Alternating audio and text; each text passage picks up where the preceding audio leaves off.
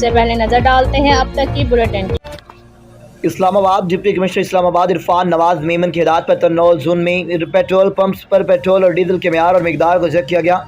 तफसीलात के मुताबिक शहरियों की जानब से मुतअद्दिद शिकायत पर मजिस्ट्रेट सदर जोन मीर मोहम्मद जामी ने थाना तन्नौल के दूध में वाक़ पेट्रोल पंप्स और CNG स्टेशन पर म्यारी और मिकदार को चेक किया।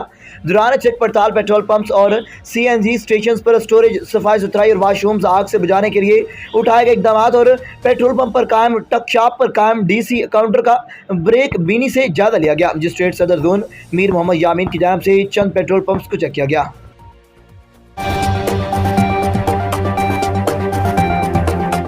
जब डेटॉल एंटीसेप्टिक लिक्विड घर की हर बकेट का हिस्सा हो तो आप और आपका घर रहे 99.9% महफूज और सबको बचाए 100 किस्म की बीमारियों वाले जरासीम से। डेटॉल के रोजाना इस्तेमाल से मेरे अपने महफूज रहें।